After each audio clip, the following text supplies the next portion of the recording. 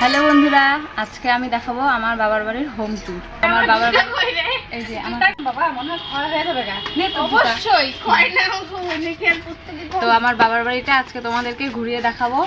তো সবার প্রথমে এই যে এটা হচ্ছে বড় ঘর, মানে থাকার ঘর। এখানে আমরা এই পাশে থাকি, ওই পাশে আমার মেজো কাকু থাকে, আর এই পাশে ছোট কাকু থাকে, আর এখানে থাকে আমার ভাই এই ঘরটাতে। আর এখন আমরা এসেছি জন্য আমরা এখন থাকছি। তো এই ঘরটাতে মাঝখানে একটা রুম আছে, আর এই পাশে একটা রুম আছে। তারপরে যে একটা রান্নাঘর দেখাও, রান্নাঘর এই যে আমাদের গরিবের রান্নাঘর, ভাঙাচুরা রান্নাঘর, গরিব মানুষের রান্নাঘর। এই যে এটা হচ্ছে আমার ছোট কাকুদের রান্নাঘর, এই যে এটা। তারপরে এই যে কলপার এখানে আছে, এই যে কলপার। আর এই যে আমাদের আকাশ। আর এই যে এখানে হচ্ছে আমাদের মেজো কাকুদের রান্নাঘর এটা। এই যে এখানে একটা কলপার। বাড়িতে অনেকগুলোই কলপার আছে, কারণ 3 ফ্যামিলি 3টা কলপার। তো এই যে এখানে একটা কলপার, এখানে এমনি সব খড়ি ঠড়ি সব কিছু রাখা হয় এখানে। আমার দাদুর ঘর, দাদু নেই, বাড়িটা একদম ফাঁকা ফাঁকা লাগছে আগের পর। এই যে তো এটা হচ্ছে আমার বাবা মা থাকে এই ঘরটাতে। এই যে এখানে একটা ঘর আছে, আর এই যে এটা হচ্ছে বাড়ির একদম রাস্তা গেট। আমরা চলে যাই, টাটা বাই বাই। ওই যে এটা হচ্ছে বাড়ির বাইরে, বাড়ির বাইরের রাস্তা। এটা মানুষের বাড়ি আর কি ভালো আসবে, ভাঙাচুরা বাড়ির রাস্তাটাই অনেকটা সুন্দর, মানে বাড়ির পেছনটাই সুন্দর। তো যাই হোক, এটা হচ্ছে বাড়ির রাস্তা।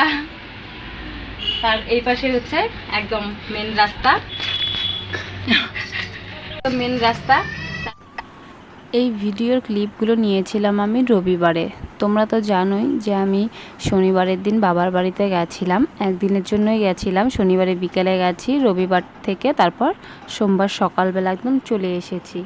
তো অনেকটা আনন্দ নিয়ে, অনেকটা মনে খুশি নিয়ে আমি ভিডিওগুলো করেছিলাম যে না, তোমাদের সঙ্গে শেয়ার করি আমার বাবার বাড়ির পরিবেশ, আমার ছোট থেকে কিভাবে বড় হয়েছি সেখানকার পরিবেশ, আমার বাড়ি। তো সেটাই তোমাদের সঙ্গে একটু শেয়ার করছিলাম। বিশ্বাস করবে না, আমি এই ভিডিওগুলো যখন ভয়েস দিচ্ছি, আমি যে কতবার ভিডিওটা অফ করে ভয়েস দিচ্ছি তোমাদেরকে আমি বলে বোঝাতে পারবো না। বারবার শুধু আমি এই বাড়িগুলোর দিকে তাকিয়ে, এই বাড়ির সঙ্গে কত মায়া, কত স্নেহ, কত কষ্ট লুকিয়ে আছে সেটা তোমাদেরকে বলে বোঝাতে পারবো না। এই বাড়ির প্রতি আমার কতটা স্নেহ ভালোবাসা কতটা ছিল। এক সময় খুব কষ্ট লাগতো যখন দেখতাম যে আমাদের এরকম ঘর বাড়ি ভাঙা, তখন খুব খারাপ লাগতো। অনেক কিছু ইচ্ছে ছিল, শখ ছিল, সেগুলো করতে পারতাম না। মা সব সময় বলতো যে সব ঠিক হয়ে যাবে, আস্তে আস্তে সব ঠিক হবে, আমাদেরও সব কিছু হবে। তবুও না বুঝতাম না, মার উপর খুব রাগ দেখাতাম। মাকে বলতাম যে সবারই তো আছে, তাহলে আমাদের কেন নেই?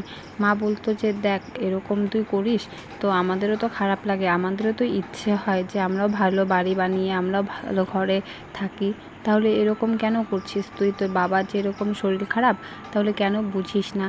তারপর আস্তে আস্তে না বুঝতে লাগলাম যে হ্যাঁ, মা তো ঠিকই বলেছে যে ঘর বাড়ি যা আছে আছে, তাতে কি হয়েছে, আমার বাবা ভালো থাকুক, বাবা যেন ভালো থাকে, সুস্থ থাকে।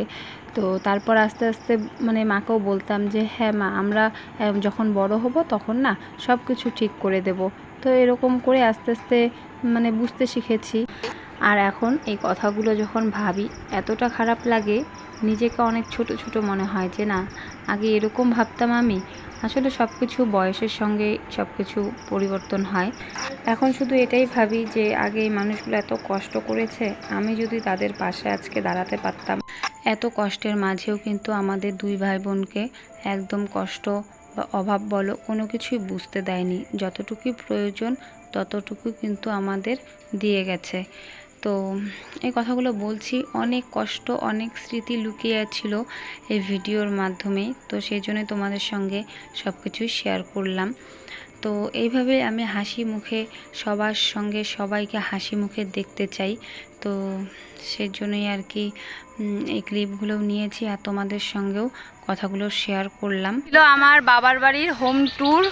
অবশ্যই কমেন্ট করে জানাবে কেমন লাগছে আমাদের এই প্রাকৃতিক পরিবেশ, একদম ন্যাচারাল একদম।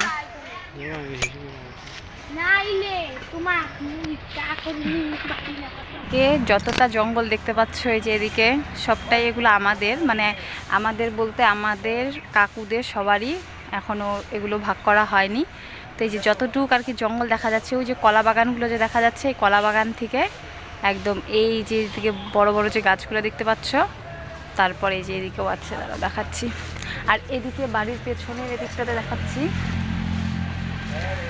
এদিকটাতে এই যে গাছগুলো দেখতে পাচ্ছ, ওই যে বাড়িটার সোজাসুজি একদম।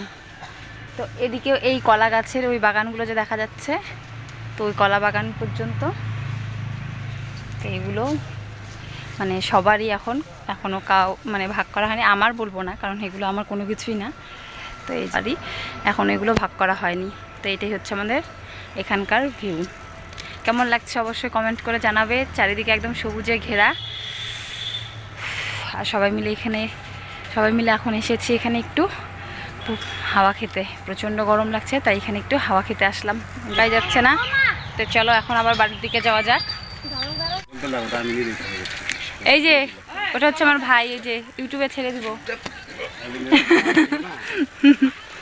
আরে ছাড়বো না, তোর ভিডিও আমি ছাড়বো না, মেয়ে মানুষের মতো লজ্জা পায়।